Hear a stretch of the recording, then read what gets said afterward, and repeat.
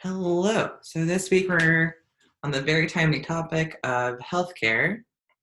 And I want to show you, first of all, if you go to course materials on our Blackboard page, all right, it should look like this.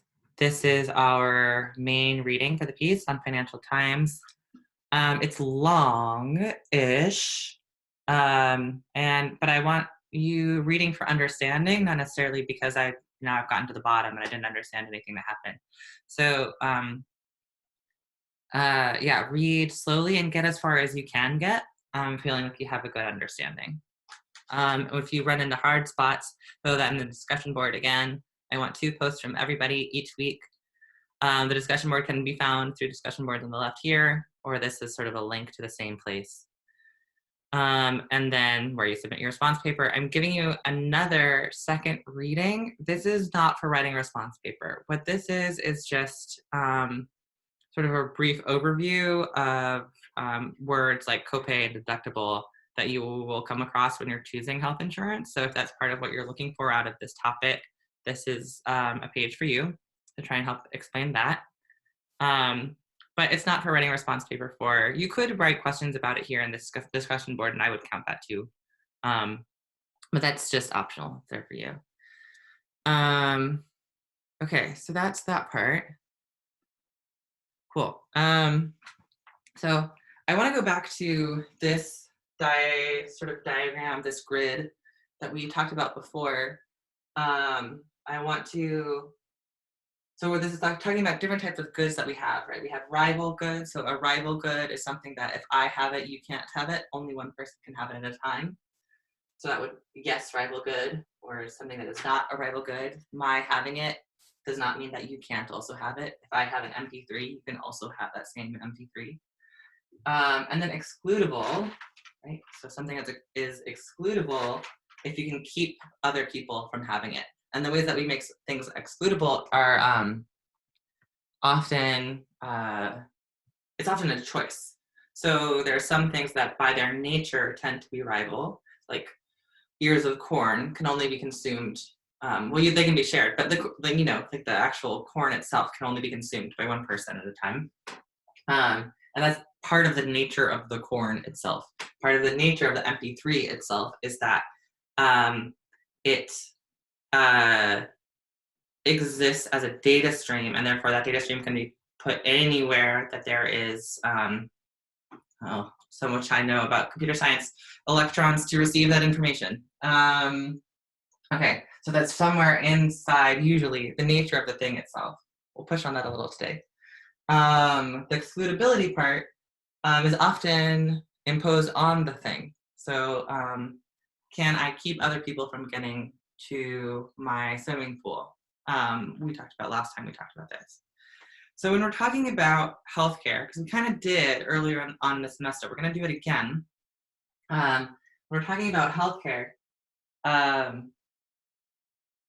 We are not talking about, and we're talking about socializing it. So we'll talk about socializing healthcare. What they mean is, instead of privatizing, where everyone has there's individual businesses that have this. Hold on, let me see what that cat needs. Okay, so when we're talking about socializing healthcare, we're not really talking about moving from a private good to a public good. We're really talking about moving quite usually from a club good to a public good. So I'll explain what I mean by that. When we talk about, so when you think about healthcare itself, what I'm suggesting is that it is never rival. So there's a difference between access to a doctor. So if somebody is having an appointment with a particular doctor, then somebody else can't also be having an appointment with that particular doctor. So in that sense, doctors' appointments are rival, but access to healthcare is not. So access to healthcare just means having access to a pool of resources that can be used to offset the costs of your medical treatment. I'll say that again in a different way a little bit later. So if all I am getting is access to payment, then you can open that up to anybody. In theory, that can be open to anyone. So my having access doesn't mean that you can't also have access to this thing. much like a bank, we usually are assuming that not everybody needs all of the resources of that healthcare system at the exact same time. So it's pretty clutch to what we're dealing with now and why a pandemic is different from just regular times. Right, so just checking on the cats. They're having a hard day today. Hold on. Okay, so what I'm pointing out here about healthcare and whether it's rival or not is really about is highlighting how in the nature of the good itself, there's something that suggests that the coverage is not rival. Anyone can be a member of this group so long as they pay the fees that are required of them. Anyone can be a member of this group of people who have coverage.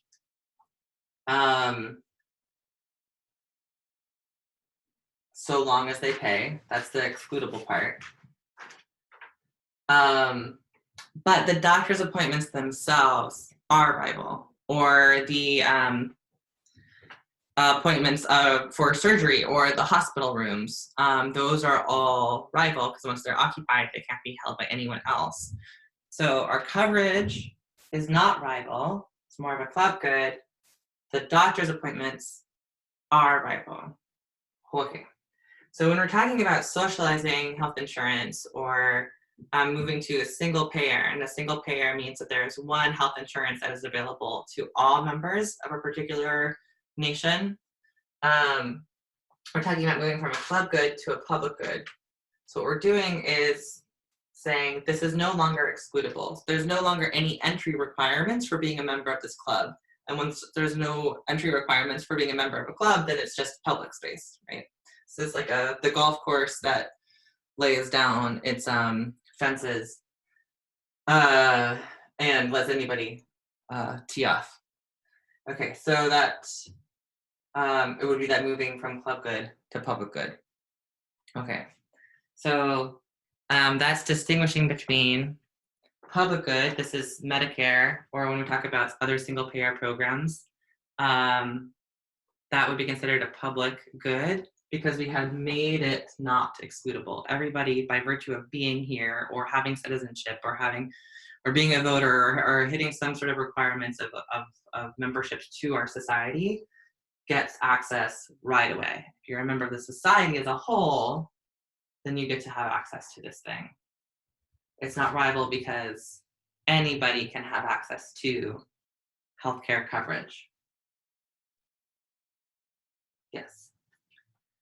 When we're talking, most health insurance is tied to employers in the United States. So through many jobs, in addition to wages, one thing that we receive is membership to a particular health insurance plan. And it's by virtue of working for that company that we receive that health insurance plan. We now also have the public marketplace, right? The Obamacare public marketplace where individuals can decide what plan they want. This is also still that club good because it's not guaranteed by the nation. It's just, can you individually pay the entrance fees for this health insurance? Okay. Great. Okay, so that's sort of how insurance fits in here. So the point being that when we're talking about whether or not health insurance should be made public, what we're really talking about is, should health insurance no longer be excludable? Which in this case, the way that we exclude people from health insurance is by charging a fee. So if you can't afford the fee, then you can't have the health insurance. Or if you haven't paid the fee to this particular health insurance, then you can't have this particular coverage. Because as you may know, depending on what type of coverage you have, different doctors are in network or out of network. So when doctors are in network, they usually cost less to go see those people. But many people find that the doctor that they need for, say, primary care is under a different plan than the doctor they would want for psychiatric care or gynecologic care. but you can only have access to whatever plan you've actually paid for, no matter who you wanted to see. So that's this part. The next thing I want to do is describe the ways in which insurance is meant as a pooling of risk. So insurance, the function of insurance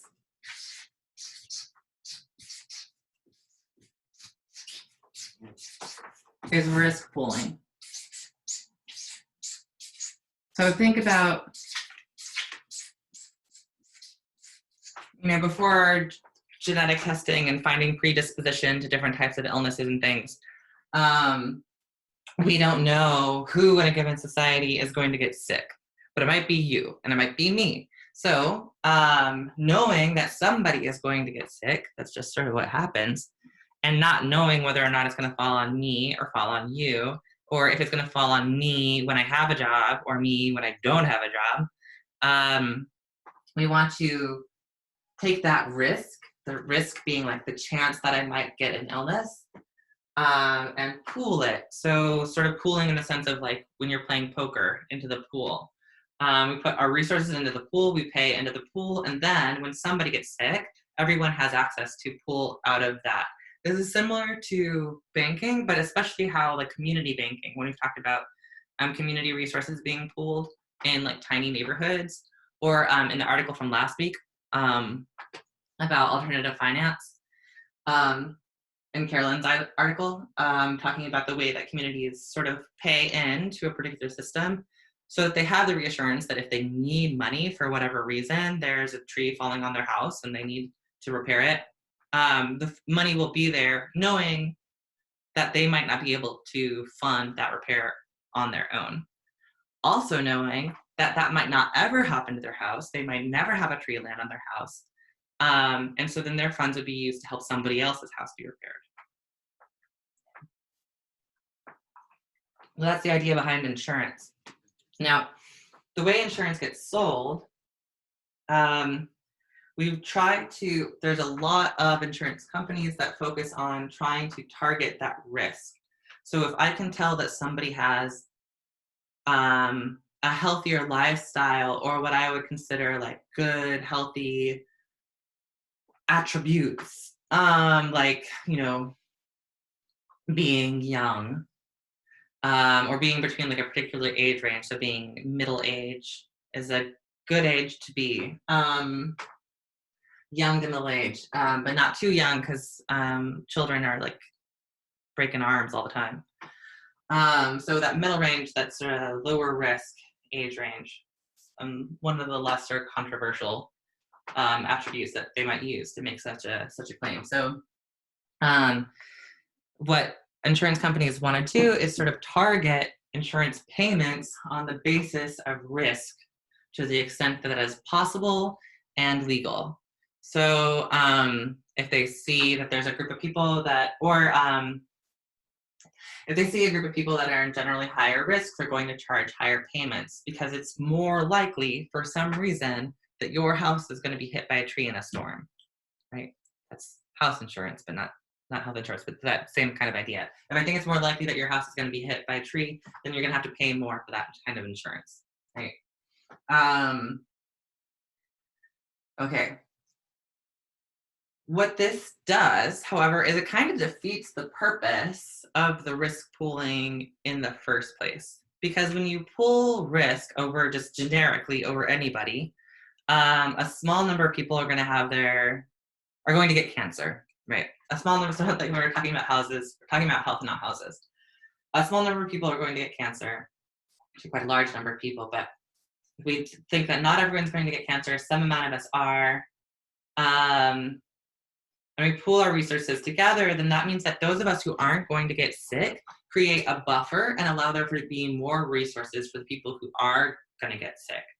When you separate that out into low risk and high risk communities, what that means is that for low risk communities, people who are at low risk for getting cancer, they will have, by virtue of the definition, less incidences of cancer they will also be putting less of their own money into that pot. Um,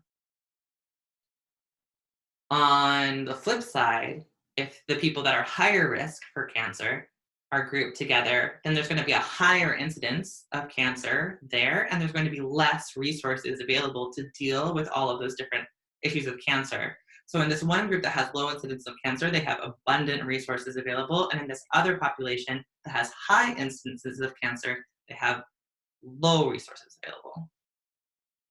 So pause, stop, think about that. Does that make sense? Yes, no? Throw it in the discussion board.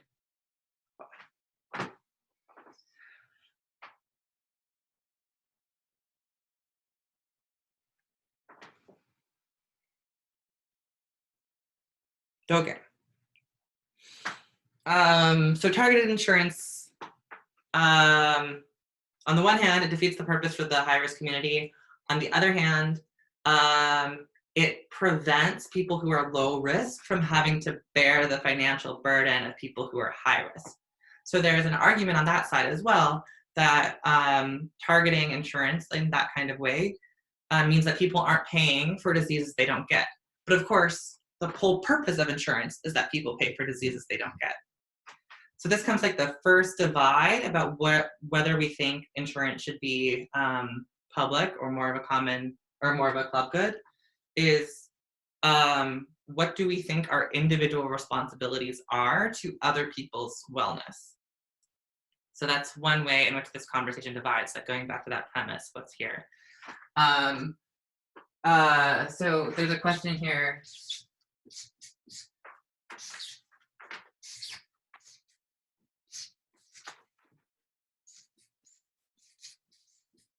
Should healthy people, I'm going to leave it vague for now. Should healthy people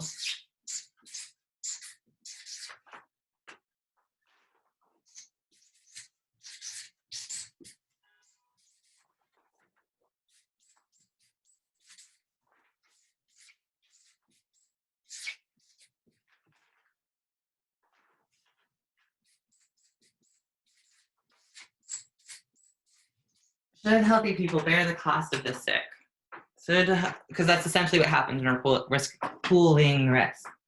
Okay, there's a lot of different ways you could answer this question. There's a lot of different reasons why you might have to answer this question. So this might be a good one to throw into the discussion board as well. Okay, so that's that part of insurance. Okay, so the other thing, so there's this question of what can we afford? So this is now going into the banking system. This is now going into how money gets made. So this is still a conversation we've had over and over again. And we should start seeing these connections between different weeks and our whole economy altogether. So what can we actually afford? Okay, so one of the things that you'll notice in the article, and this is a widely known fact, is that of the industrialized nations, so we pick the nations with the largest incomes, and we look at them all together, or incomes per capita, right? Because that can be different. Look at them all together, and the United States consistently pays more for healthcare in total, but also the government share is still sized larger than what is being done in other nations. And there's a couple reasons for this, and this is despite the fact that of the industrialized nations, the United States is the one that treats healthcare as a club good more than any other nation. Most other developed nations have some public sense of guaranteed healthcare that is then subsidized according to ability to pay, usually. Okay. So why does the United States pay more if it's treating it in this sort of excludable way, where it's being able to pool risk? People who are lower risk are paying less than they were, or less than they would have to if they were in the whole group, and people who are higher risk are sort of stuck in that space. Why does that cost more? Oh, there's a couple of reasons. Okay, so one reason is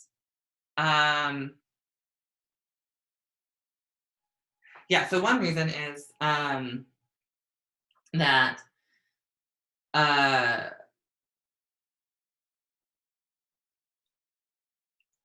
In the US, because we don't have guaranteed health insurance, a lot of people don't have health insurance at all. And as a result, aren't don't go to the doctor when they're sick. So there's a lot of reasons why people don't go to the doctor when they're sick, but one of the reasons is not having access to coverage. Even when people do have coverage, if they're in this riskier population, they're going to have to pay a lot more when they go to the doctor, even though they have health insurance. So people who are getting sick frequently or more often than other populations tend to wait until it's a crisis, and then they're in the emergency room, right? And an emergency room visit costs a lot more than a regular annual or biannual doctor visit. And regular annual and biannual doctor visits tend to be the types of things where some of these symptoms that land people in emergency rooms have been going on for years. It just took a long time for them to get to the point of needing to go to the emergency room. And once it was unavoidable, because it's their health, they like finally make it, right? But that there's no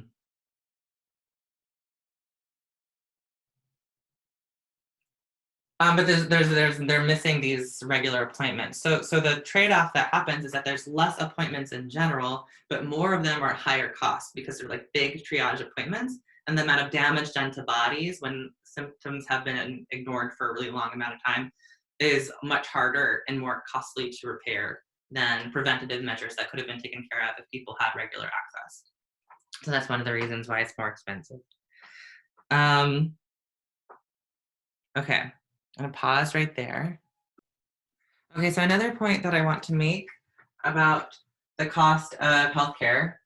I have this question for you. Is it more costly for healthcare to be provided by government or individuals? So we have the evidence that suggests that it's more costly if it's provided in this club good fashion than the public fashion.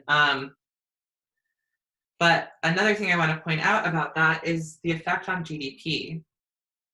When people spend more on healthcare than they need to, so like they're going to the emergency room for something that could have been dealt with in an office visit a couple years ago, that boosts our GDP. So we talked on like week 1 or 2 about what GDP means and what it measures and what it does not measure.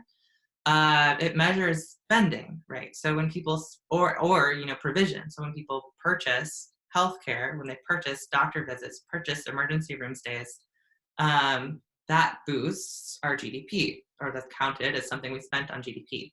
It counts as something we spent on GDP whether it came out of personal pocket or whether it came out of government spending. Either way, it counts as part of our GDP. But the point is that as regards healthcare, and a surge in GDP does not necessarily mean that we have healthier people. It does mean that we've sold more or more expensive healthcare products. Okay, so we've seen, and the article talks about this, decrease, right, in our economy for a variety of reasons, but a lot of that has been in the healthcare sector. Largely, this is because many elective or so-called elective procedures have been canceled. But this is also because many hospitals are being shut down and many nurses are being laid off. So, okay, that's going to come up again to you in the article. But what has happened with the hospitals shutting down and the loss of workers is that because a number of elective procedures have been canceled or doctors' visits have moved to telehealth, hospitals are taking in a lot less revenue. So they're not making money, they're not selling as many products. And as a result, they've had to let their staff go, and some hospitals are closing. Okay. Okay. If there's a part of that feels confusing to you, please throw it in the discussion board. One of the hardest things for me about having to teach this way is that I don't get to pause and actually engage with you and figure out, are we following along or not? So the hospital's closing down, nurses getting layoffs. If that's confusing, throw that in the discussion board and let's talk about it together.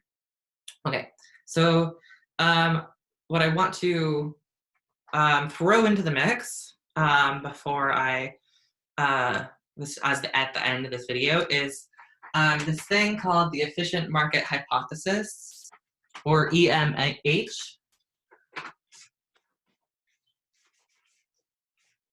The efficient market hypothesis. So, right, so as we've discussed before, neoclassical economics is our main theory of economics. It's our primary school of thought. And one of the main tenets of neoclassical economics is the efficient market hypothesis. And what the efficient market hypothesis says is that markets are the most efficient way of allocating resources. Okay, so what does that mean? We have to go back to what are markets? So we have this way of representing markets. Market is a set of consumers, people who are going to demand goods, a set of firms that are going to supply goods, and a price mechanism. So the quantity of people, of goods people want to demand increasing as price goes down, the quantity of goods being supplied increasing as price goes up, and where those two meet is going to give us a price that indicates that at this price and this quantity, no people want to demand anymore, right? There's no other people. If I go this way, this is it. That's all of them. And there's no other firms that want to supply more. If I go this way, right? There's nothing else. So this is the price. That price mechanism helps us find the efficient place. So I'll say that again. At this point, no firms want to produce more. And at this price, no people want to buy more. So what this assumes in order to make the case that this is the most efficient one is a particular meaning of efficiency. It's also a sort of a particular meaning of want.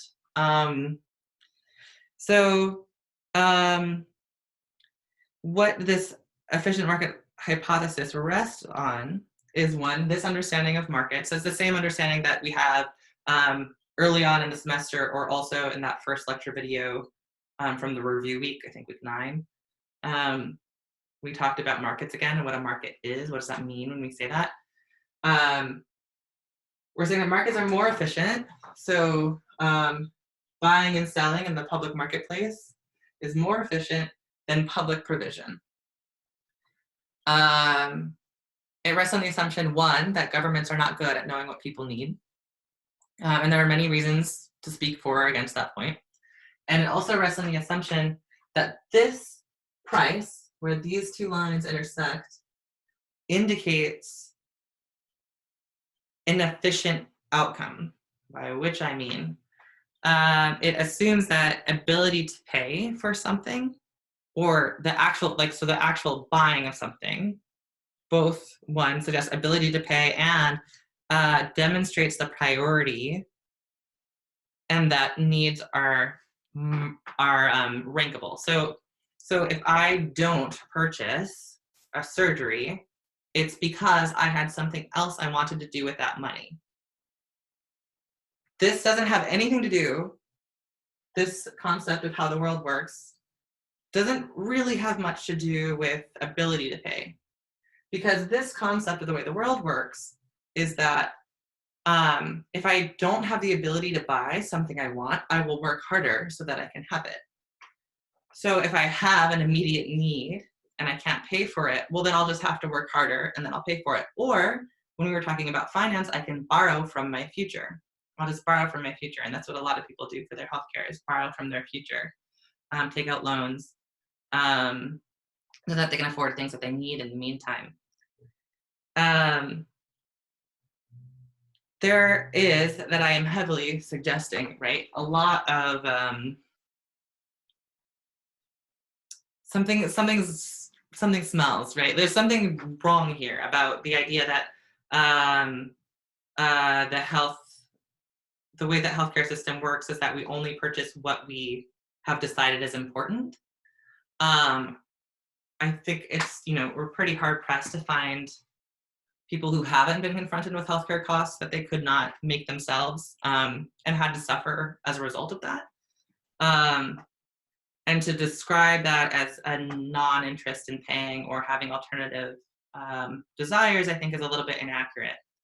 But the reason why it's used and the reason why I bring it up now is because the closing of hospitals and the laying off of nurses, if you follow the efficient market hypothesis, suggests that those services aren't needed any longer, which we know as a society is like definitely not true, right? We have lots of need of nurses, lots of need of hospitals. A big part of this whole problem is not just that this disease is spreading rapidly, but also that we don't have hospital capacity. If we had hospital capacity, then we could put our people who are testing positive into hospital beds. If we had testing capacity, we could know even who has this disease, right? But all of this was moving so slowly that we now find ourselves in a particular crunch that's having all kinds of other ramifications throughout our economy and throughout our lives, right? Okay, so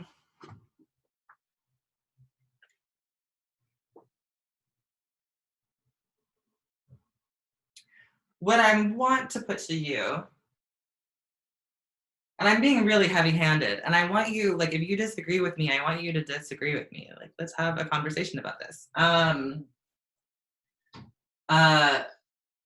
But what I'm being really heavy-handed with is that the point of that this particular allocation of hospitals and this particular this layoff of nurses is not about efficiency, it's about profitability. And that profitability, according to this model, should be the same as efficiency of resources. But this is all kind of related to like getting the pricing wrong or scarcity when we talked about scarcity. So I'm throwing a lot of things your way, and it's okay if it's muddy. I really encourage you to use the discussion boards to hash out some of these ideas with me and your peers as you're trying to write these responses. But really bring whatever you know to be true about your life and what you understand about the way that healthcare works and the world works, because I really want to hear it. This is, I don't know, this is a good part for this. So send me what you have. And then again, with those discussion boards, it can be short. You don't have to be writing your whole thesis. It doesn't have to be your whole paper. They can be really, really short. All I want is for them to be relevant. And this actually is the second condition from last week, because I just want to make sure that they're not only relevant, but they're also in your own words. I would rather have something that felt clumsy in your own words than something that was like true, snagged from some other website. That's useless to me. I want to know what you think. Okay, so that's all. Be well, take care of yourselves and each other. And yeah, I look forward to hearing from you.